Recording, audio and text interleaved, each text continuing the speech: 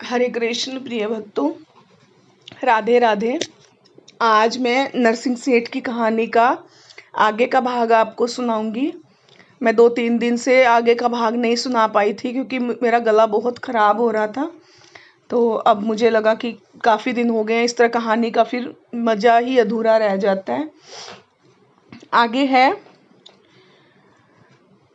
ईश्वर नाम सूरत ओस जोड़ी चित्त एकाग्र करके किता कर्मा कोलो बचाना हथ दया दा धर के मुद्दत गुजरी चिंतन कर दिया मंदी होई सकाई सच्ची लगन ओस नु लगी सुध बुध रही न कोई। अर्थात उसे ईश्वर के नाम के, क्योंकि वो जंगल में चला गया था, उसे देश निकाला दे दिया गया था।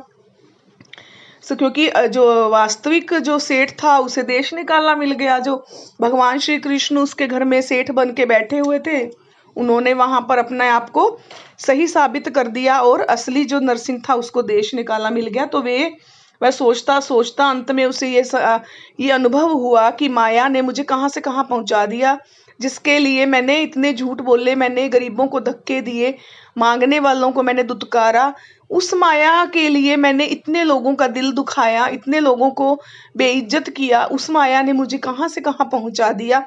अगर मैंने उसे भूल कर ईश्वर का नाम स्मरण किया होता तो आज मुझे ये दिन नहीं देखना पड़ता।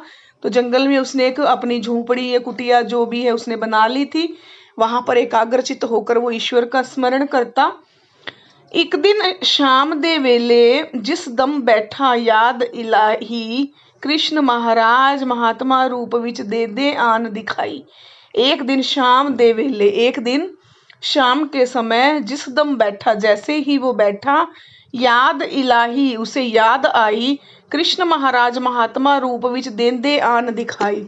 भगवान श्री कृष्ण महात्मा के रूप में उसे दिखाई दिए।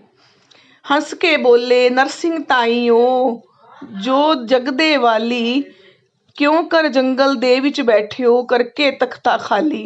और हंस के बोले नरसिंह ताई, नरसिंह को हंस कर बोले कि ओ जगदे वाली, ओ जग को अपने वश में करने वाले, क्यों कर जंगल दे विच बैठे हो, जंगल में इस प्रकार क्यों बैठे हो करके तख्ता खाली। मतलब भगवान जो जगत के रखवाले हैं वो नरसिंह सेठ से बोले कि तुम जंगल में इस प्रकार क्यों बैठे हो, अपना सिंहासन तुमने खाली कर दिया है। नरसिंह मेहते मूड तो लेके बीती सब सुनाई। नरसिंह मेहते ने, नरसिंह भक्त ने जो अपनी कहानी थी, जो उसकी दुख भरी व्यथा थी, उसने भगवान को आप बीती सारी कह सुनाई। मूड तो लेके अर्थात शुरू से लेके अंत तक सारी कहानी सुनाई। अपना किता आपे पाया किसे दा दोष ना भाई।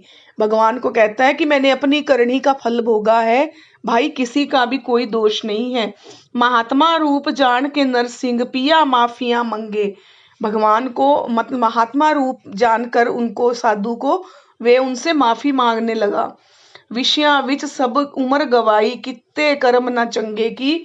मैंने विषय विकारों में, माया में, मोह में पड़कर सारी जिंदगी कर्म करता रहा, कोई अच्छा कर्म मैंने नहीं किया। अगों वास्ते बेनती करदा, आगे के लिए मैं आपसे प्रार्थना कर रहा हूँ। करा कुकर्म ना काई, कोई कुकर्म, कोई गलत कार्य नहीं करूंगा। हाथ जोड़ के महात्मा अगे उसने कसम उठाई। हाथ जोड़कर महात्मा के सामने उसने कसम खाई। कित्ती अर्ज जे मिल जावे मैनू वापस माल दोबारा। ये अर्ज करी कि मुझे अगर मेरा सब कुछ वापस मिल जाता है, गरीबां ते मुहताजां ताई वंड देवांगा सारा। गरीब और मोहताजों के हित में सारी माया बांट दूंगा। कृपया कर मुझे मेरा, यदि सब कुछ वापस वैसे ही मिल जाता है तो मैं गरीबों और जो मोहताज लोग हैं, अर्थात जो किसी के अधीन हैं, सेवक लोग हैं, उनके स्थाई में सारी माया का समर्पण कर दूंगा। इस प्रकार हम देखते हैं कि नरसिंह सेठ को भगवान ने, क्योंकि वे जो ईश्वर हैं जिसका भला करना चाहते हैं, फिर वो किसी भी रूप में आकर उसको राह दिखाएं, वे अपने भक्त की को राह दिखाने के लिए पहुंच ही जाते हैं। चाहे फिर वो कोई बूढ़ी अम्मा बनकर आए या फिर कोई बूढ़ा साधु बाबा बनकर आए, तो ये हमारे साथ भी ऐसा ही होता है, लेकिन हम समझ नहीं पाते। जय श्री कृष्ण।